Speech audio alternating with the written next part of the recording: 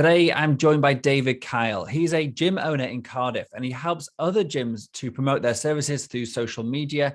And today, we basically dig down into how he does it, the tips and tricks he uses to help other businesses to grow through social media.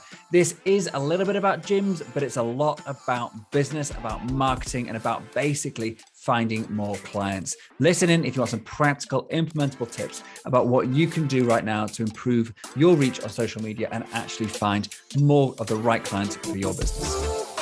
So the question is this: how do entrepreneurs like us who don't have an endless supply of cash, how do we leverage the best apps, virtual assistants, automation tools, and systems to scale our businesses, increase our profits, and have more time to do what we love to do each day? That is the question, and this podcast will give you the answer. My name's Dr. Steve Day, and this is Systemize Your Success. Hi, David. Thanks so much for coming down and having a chat with me today. So I'm very interested in speaking to you today. I think there's a massive amount of value that anyone who is good at marketing, at lead gen, and basic business growth in general can add to this podcast. And so it's a pleasure to have you on the show. Just give us a 2-minute intro, who you are, what you do, and what value you hope to be able to bring and talk to me today about. Thank you. Usually I do this at the office. I just needed to be in the gym this afternoon for some stuff, so I was like, you know what, let's just put the boxes on top of each other, set it up really quickly. So yeah, if you're watching on the podcast, David is pointing at his awesome looking gym behind him. It is, a seriously nice setup. So yeah, if you're on the YouTube, yes, we can see one of the strange things, it's probably the same in most industries. A lot of people come in, especially like marketers who are trying to help people grow their businesses, who don't really have the experience in actually running the business that they're trying to help market, if that makes sense. It does. Whereas a lot of FitPros, fitness professionals who come to us for us to do work with them, literally come based off knowing I own a gym with staff, with clients, and I talk about this type of stuff in some of the posts and some of the emails. So they're just like, oh, he owns a gym, he helps gym owners generate leads or whatever it is. That builds the trust really quickly. So yeah, that's us really quickly in a nutshell. Okay, so you're a gym owner you walk the walk, as in you do what you actually sell, if you like, and then I learn mistakes here before I then tell the world about what not to do and what to do at the same time. I can definitely relate to that. My entire business is built on giving people the solutions to the mistakes that I've overcome. So I think many of us are, but no, I love that example. Okay, cool. So some of those small mistakes don't get revealed though. Yeah. No, yeah. I'm not telling anyone about that mistake.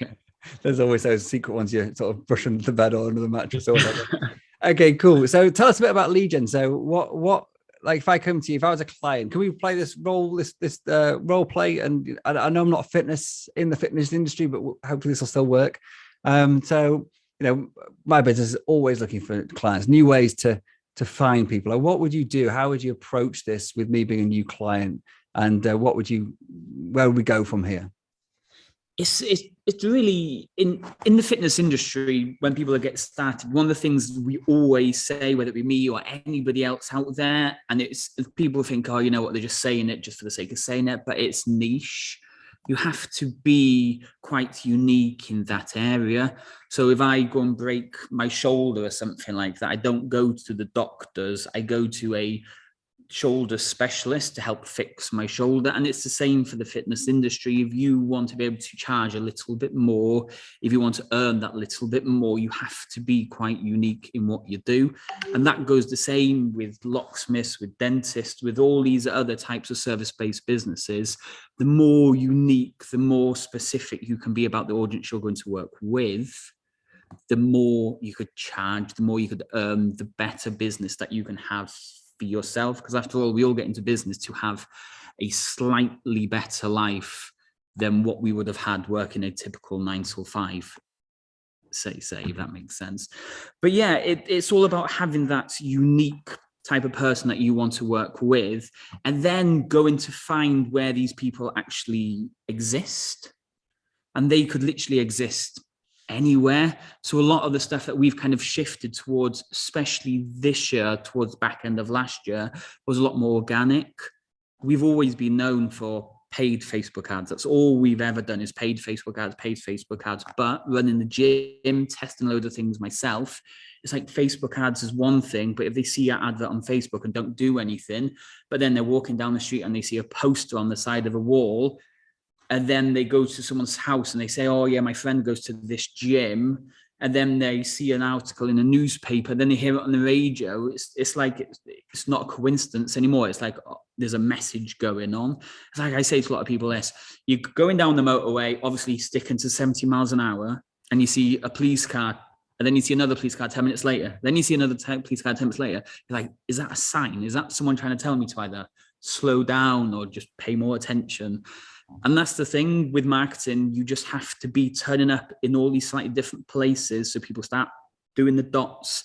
And when it's time to get started, when it's time to actually say, you know what, I need to join a gym or get a locksmith or fix my window, your business comes into their mind first.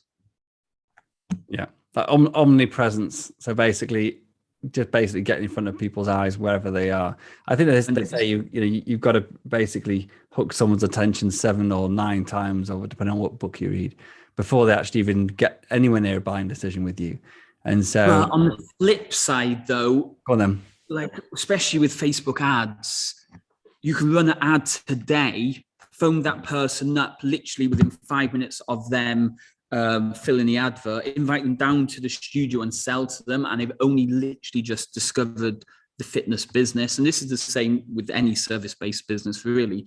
Yes, those touch points are important, but that is if you're doing the more organic side of things. If you're literally all out attack, I need to generate as many leads and close as many people as possible. Like, you know what I mean? You could put an advert out today, have 5 or 6 people apply to the advert, phone them all up, invite them all down later on to a 7 p.m. taster session and something, and close all 5. So there is a organic slow, and there's paid super fast. It depends which way you prefer. No, totally. I think there's a place for both, don't you? Like, there's 100%. I was just saying just off mic before, or camera, whatever you say, that literally we just updated some of the copy on our website, and website's always just been there as a bit of a placeholder. It's like, have you got a website? Yeah, I've got a website, tick in the box. And then we actually just did some work on our website, and suddenly people are booking in on our webinar, like just randomly. So I'm like, oh, maybe there is something behind this organic stuff after all.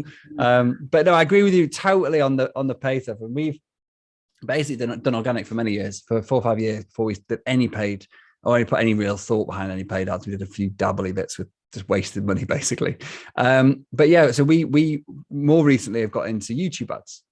We've seen that exact same thing, that you can go from literally never seen you before.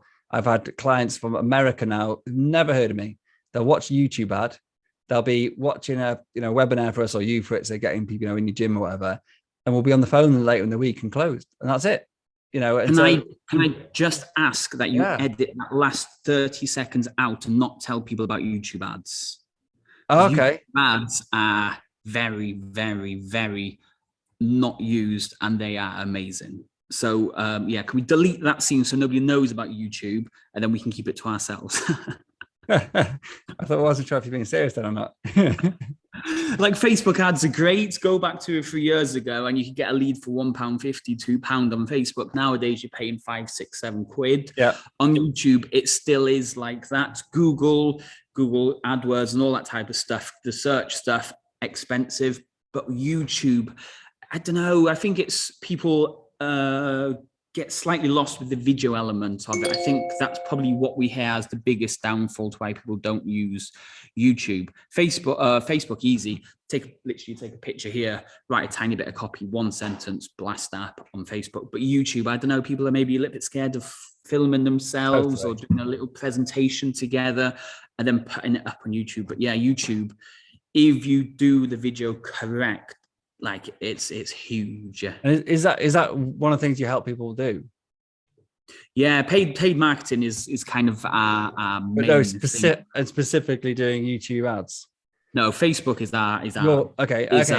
So I'm going to put you on the spot now, because give us your top tips. If we were to just have a go ourselves, what are the top tips you could give for just having a punt on Facebook? Obviously, coming to a pro like you is going to be cheaper and better and all the rest of it. But, you know, some people out there will just be thinking. The headline's the biggest thing. What I say to most people, and I'm not judgmental on what show you watch on TV.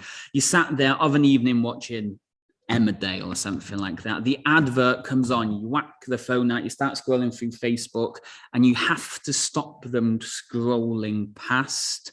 Remember, an Emmerdale advert is 1 minute, 2 minute. I've no idea. I don't have a TV. But yeah, they're scrolling through, and your aim is to stop them. So the headline and the image are the most important things. You could write huge ad copy, or you can literally have 2 sentences. That does make a bit of a difference, but the headline and the image itself is what is going to grab their attention. And that attention needs to talk to them.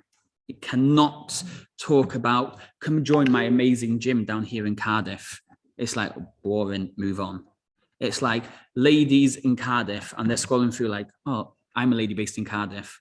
Are you over 30? Shit, yeah, I'm over 30. Are you looking to change the way you look and feel in the next 6 weeks? You know what? I'm feeling really bad today. Yes. Click the advert, give me their details, and in they go. People just overcomplicate it so much. It can be that simple. And then the picture obviously has to match the headline. Not a cat playing the piano or something. Yeah, don't put a picture of yourself absolutely ripped, lifting massive, huge weights if you're trying to target an over 30s woman trying to lose weight, or if you're trying to target men that need to improve their self-confidence. Don't put like a super hot woman on the image, because again, it just doesn't match. The image needs to match the headline. I'm laughing now, but it's so easy to do because you don't think who you are. Yeah. This goes back to, you know, I love the fact you brought this up, and it's so important. Niching, like you talked about it before, but you sort of moved on before I forgot to pick up on it, because niching for me is fundamentally the single most important thing that I've ever realized in marketing. And like we've niched down a fair amount over the years, from being sort of the business to the small business, or, you know, whatever. And we then like finally, recently, we've been going back like over my, like, who do I actually target and who is it? And if I can go down even narrower, and this is the power, you said it before really eloquently, but I just wanted to pick up because the penny really dropped for me, like literally in the past few weeks. And it's like, if you imagine the person you're talking to, and it's a really like narrow market, like you said before. So if you were targeting middle-aged women or women over 30, you know, trying to lose weight in the next 6 weeks, maybe they're going on holiday, and that was who you were thinking about in your head when you're talking in your ads and your videos, whatever, it's super easy to just say, look, is this you? Cool, I can fix it. Whereas if you're talking to women, then how do you target women? You know, and I think it's just like, I just want to pick up on it because that is the biggest mistake I've made so many times. So I'm glad to hear her say that, because it sounds like I'm on the right track. Because you don't have to be super niche. You can be quite diverse, but when you're writing, especially paid advertising, or you're actually writing ads copy for a newspaper or something, that's where you need to niche. So a perfect example would be a dental practice. They give you teeth whitening, they give you implants, they do all this kind of different stuff. But the thing they really want to do is dental implants. They're not going to write an advert saying, come and join Cardiff's 5-star dentist. They're going to say, come and join Cardiff's most proven dental implant surgery, because that really attracts one type of person. And if that's the service you want to push for the most, that's when it's going to attract those people in. So niching is important, but don't think, you know what, I'm listening to this podcast now with Dave and Steve and they're telling me to be super niche. You don't have to say, I only work with men with 4 children who are divorced over the age of 35 that drive a BMW. That is extremely niche. You can go quite wide and just say I work with men over 30. You can just say I work with dads. Just on that point, because I think it's a massively important one. You may have been going here anyway, so sorry if I've just jumped in and stolen your praise, but is that what you just described then, the whatever it was, over 44? That could be an advert. And I know you just said this, but I'm just making that point, is your business, our business actually serves, like, basically our products and services are absolutely awesome for small businesses up to 250 employees. That's who we serve, but it's too broad an audience, and that's what we're trying to market to people. So by saying, okay, today, or this campaign, like, who is it we're going to be talking to on this campaign? And the product and service is going to be the same. Your gym, I'm sure a man and a woman and at different ages would all be able to walk in that gym and get benefit, but you probably wouldn't go out there and say, hey, everyone, look at my gym. Another one, window installers. I work quite closely with a window installer. We don't do any marketing. I'm just good friends with them. So I give them some pointers, and they install double glazing. They install new windows, special windows, all kinds of different stuff, but they wanted to kind of be more unique. I was like, why don't you target people who get frosted window all the time, people that their windows steam up? And I was like, oh yeah, but I literally just post pictures on Facebook of you fixing that one problem. And now they're getting 2 or 3 inquiries every single week for that specific job. Not because they just say, oh yeah, we install new windows. They're now being quite specific with the type of job that they do. And then again, dental implants is a great one for that. You say, come in for a free teeth whitening. And then you kind of, I don't know how you would say, come in for your free teeth whitening. They come in for the teeth free. Oh, just looking at one of these teeth back here, looks like you've got a little bit of tooth missing. Should we get you booked in for a checkup? Yeah, exactly. And it's just like when you're they're kind of moving off topic, but the hook is so important. So with the ad copy, talking to a specific audience, you then need the hook as well. And this is what we, especially in the fitness industry, if you're going to help someone lose a load of weight, you don't want to turn around to them and say, hey, yeah, I can help you lose 5 stone. It's going to take you about 12 to 15 months, but I can help you lose that weight. Because they're going to think, yeah, that's a load of weight, but I'm not waiting. There's no way I'm sticking around for 15 months right off the bat. If you turn around to them and said, hey, you know what? I can help you lose 1 stone in 30 days. They're like, that offer is like way more compelling than stick around with 15 months. And that's why when you go into a supermarket and those lovely ladies are there with a sausage on a stick or a piece of cake on a stick, and they're just like, taste this, you have a bite, you're like, that's really nice. What happens to be right next to them is the packet. Have a bite. That's quite nice. I'll stick that packet in my bag. You've bought it. The hook, that is the most important part. Get the hook right, write the copy around it. You shouldn't have an issue then. I like it. Okay. So we've nailed advertising now. That's it. Done. In the bag. What's next? What about, so that's really got a couple of talking points there. So what about business growth? What do you want to, should we delve into that? The business growth is always going to be the hardest part of moving forwards. And we've had this, the gym, we've had this at the FitPro Lead Gen office. We see it all the time. You come in as the person that wears all the hats. You set up a garden company. You're literally the lead gen expert trying to find people. You're the customer service person trying to respond to all these requests. You're the appointment setter getting people booked in for your next job. You're the price evaluator. You go there and quote the job. You go there, you cut the lawn, you do the job. You're then the follow-up team to say, hey, how was it? Do you want to give me a 5-star review on Facebook? You're then the reactivation. Hey, I've not been to your garden for 6 months. Should I come back down and redo it again? You're wearing all these hats. Another big part of business growth is, are you confident enough? Do you have the right process in place to take that first hat off and give it to somebody? That is the biggest hurdle for most people to really start the growth. Because if you're not confident enough to take that hat off, you're going to be stuck as the person that does absolutely every single thing in your business. Yeah. Okay. This is I'm excited now because this is my bag. This is my world. Getting people to get out of their own way. So I'm really interested to discuss this and just get your insights on this because I'm always eager to learn. So what are your top tips? How do you convince people of how to let go, how to take that first step from, only I can do this, or it's quicker, cheaper, easier to do it myself, or, there's no one else that can do this work as good as me. All those sorts of barriers I'm sure you've heard many times before. What's your tactics for overcoming those and helping listeners who are thinking these things right now? What would you say to them? I don't want to come across as I've nailed it. I am perfect at this, because trust me, there's times where people message me on Facebook and say, Dave, can you fix this issue? And instead of saying, yeah, let me just get one of my team to do it, I'm just like, give me half an hour and I'll do it. Like, so I'm not the perfect but I'll share my experience. You're a long way on this journey, further than a lot of people I know. Yeah. So when it comes to growing the business, generating leads and making sales, you've got to do three things: generate the leads, chase those leads, and make the sales. Now, yeah, I'm very good at generating leads because that's kind of what our second business is.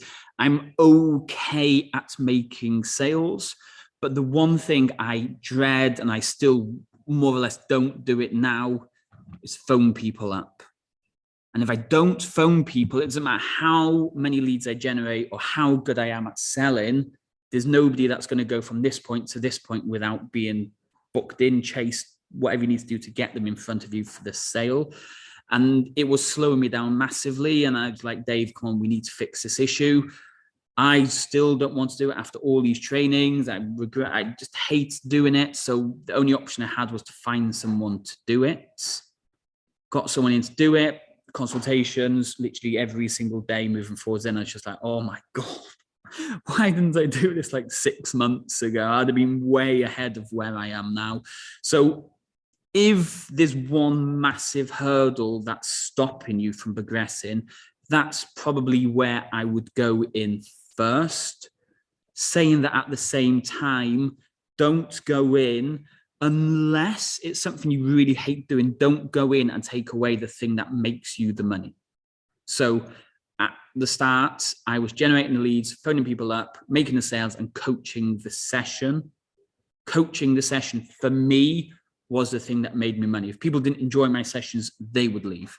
So there was no way I could get a trainer in to replace me straight away, because if their sessions weren't good, I wasn't good at managing a staff member or something at that point in time, they would leave. And no matter how many leads I generate, people just keep leaving on the back end. So I had to make sure the thing that made me the most money, or the thing that made the business, was all about me, but find where I can pull myself out. So either the thing that you dread, you hate doing the most, or the things that just are not worth, they're not worth your time in the nicest way. Coaching a session, I charge £35 an hour to do a one-to-one PT.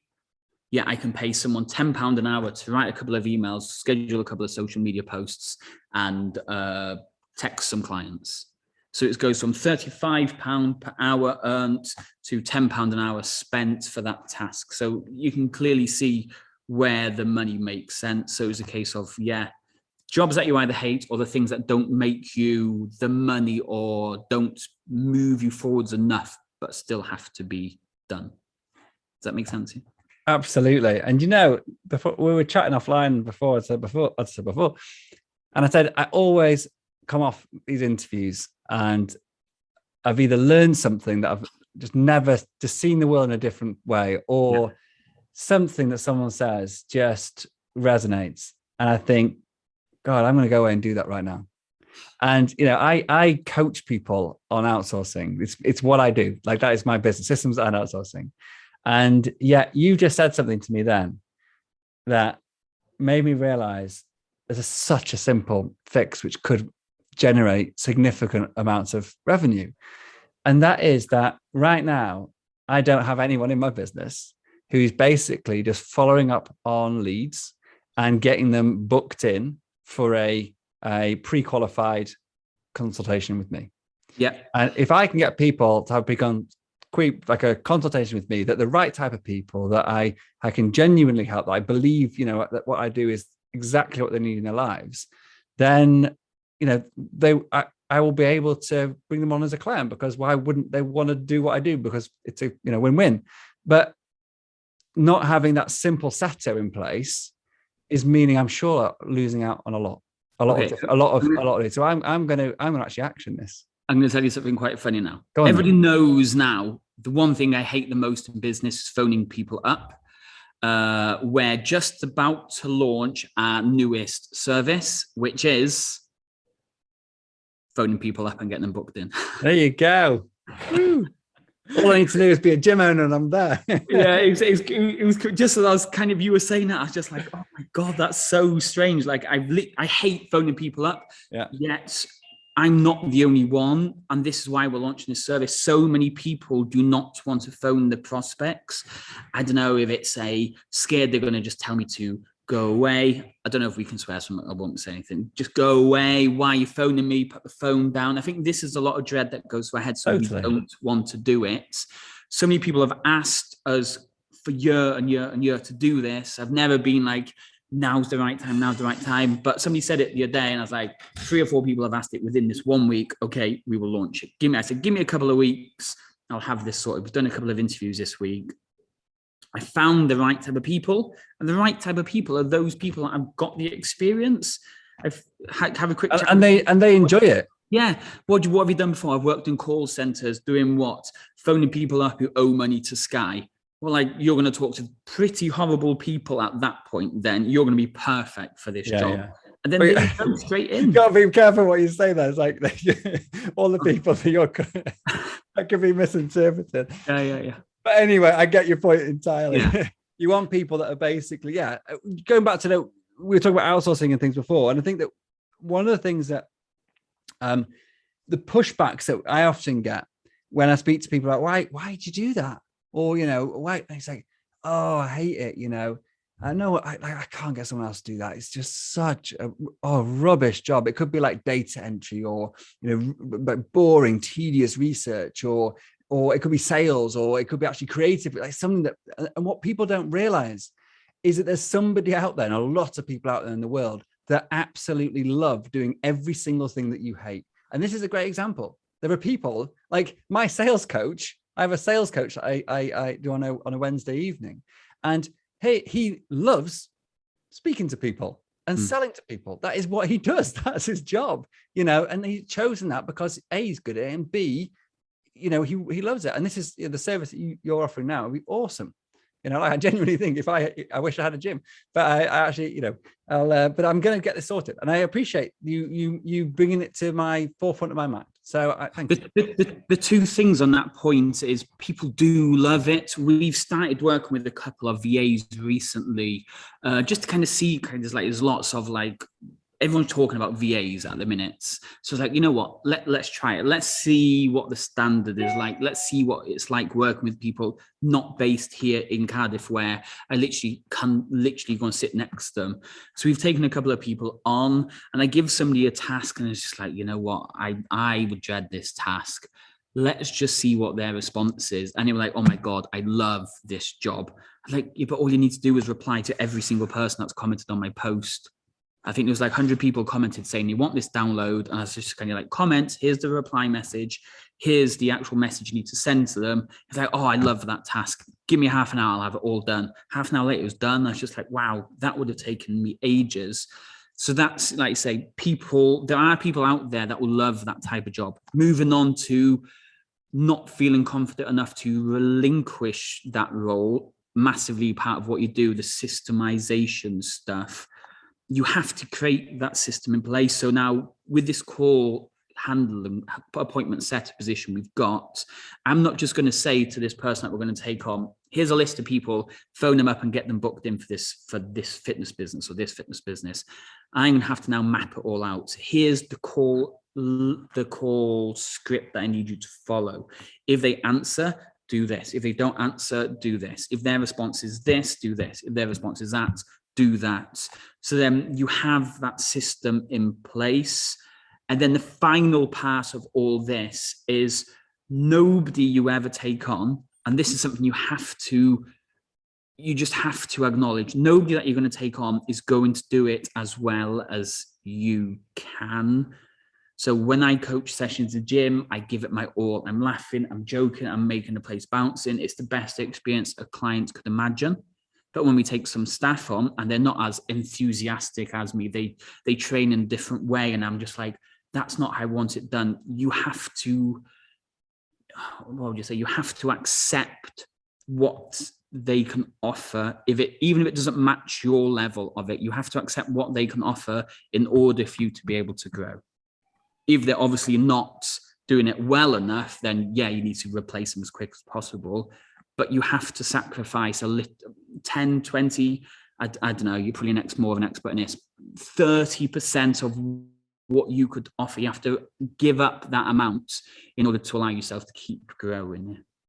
Totally. And I think there is a lot of tasks that I totally agree with you. And like my course development, for example, and systems that we create, and we package up a lot of our back office systems. And I used to do it all myself. Everything was done by me. And now if I launched a new course for a general operational thing, so we're just doing our email outsourcing course at the moment and revamping that, I haven't done a single thing. And will it be as good as if I had done it? Do you know what? It'll probably be better. And the reason I say that is because this person who's doing this now has been doing the role for over a year, is the expert in the company. I haven't replied to a single email in my company for, well, no, I probably have replied to a few, but, generally speaking, this person replies to like all of our emails, all of our instant messaging, all of our Facebook, everything for me. So they're the expert. So actually in this case, like, why would I ever be the person to, to do that now, to create that thing? And then, in your example with the coaches, I think it's another thing that I really struggled when I got my first coaches into my business was that, they didn't do it the way I did it. And I was really worried about that. And then what I found actually was when you actually interview people, my clients, that some of them actually preferred the way they did it. Yeah. And that was a total like, oh, do you mean I'm not perfect for everyone? And it's a bit of you have to just take that, what's the word, step down, if you like, and realize, actually different ways and different ways of delivering the same thing that actually resonate with different people. So it's not all bad, even if one of the best examples I give would maybe be like someone like a plumber who has to go. If you're a one person band and you're a plumber, you make all your money from actually going to the job. But if you're going to a job and then you put an hour aside to do some admin and reply to some emails, and you go and do another job and then do another hour of admin, by the end of your day, you've only got 3 jobs in. If you can hire somebody to work from 4 till 6 every single night, just 2 hours to reply to emails, phone people up, get people booked in, you could potentially go from 3 plumbing jobs a day to 5 plumbing jobs a day, which you've literally more or less doubled what you earn. And maybe only half of that extra amount is going to go to the person doing those tasks for you, which is getting people booked in, because that's where you make the money. So as long as you put a system in place, they know what to say, how to book people in. So then you're not stressed because you turned up at the wrong address or the wrong time and stuff. You have to put that system in place, but then it will help you grow with the business. Yeah. I think it's a great example. I think it's a simple example that makes a lot of sense. That, it doesn't need to be technical or anything. It's just like, if you can get someone to do something for less than you're getting paid to do something else, then do it. It's a no-brainer, really. So look, this has been absolutely fantastic, David. I've really enjoyed this. And I've, as I said, I always walk away with a kick up the ass or a light bulb moment, and this has been no different. So I really, really thank you for coming along and sharing your vast knowledge and insights into this. And we've managed to keep it, generic enough. So if I know there are gym owners that listen to this, and fantastic, but for those of you that don't own gyms, I think there's been massive amounts of value in this. So thank you very much. Do you mind if I just finish up by asking you a few signature questions I like to ask everybody? So first off, can you give us a couple of examples of your favorite apps?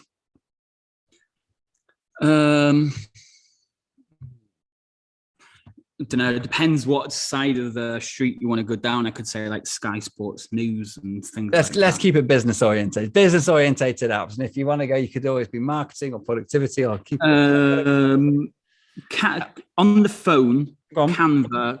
Yeah, I use quite a lot of photo editing ones. So Canva. Yeah, a lot of people have heard of Canva.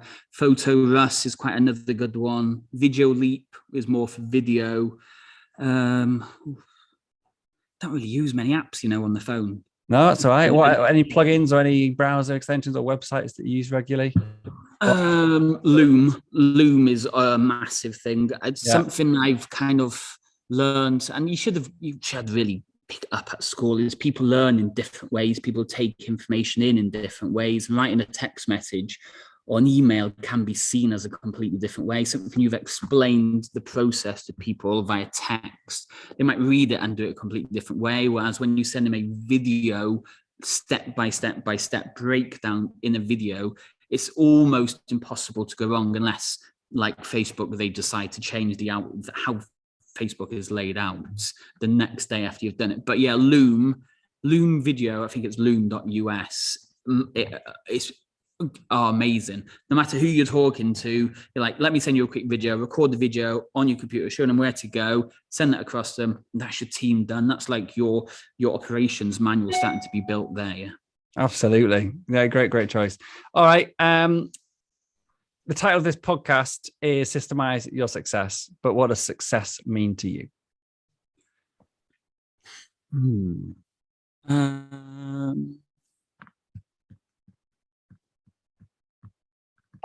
Tough question. My mentor's always asking me this type of question as well. It used to be able to like travel the world. Money isn't really one of those kind of motivating things. I thought back in the day, like when I was at school, like money is everything, but money really isn't. I mean, as long as you enjoy life, I think your time would probably be the most important thing, to be able to do what you want with your time. That would be success. But then at the same time, I work like 15-hour days most days. I really waste a lot of my time. But yeah, I mean, like a weekend, or you can just go away whenever you want to, or you can just go and see your mum, or literally anything you want. Time, I think, would probably be the answer to that question. Cool. And do you believe you could systemize your success? And if so, or if not, why?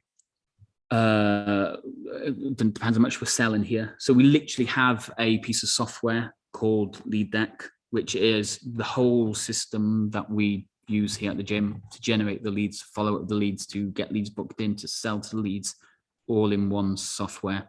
So I kind of have already built it. Yeah.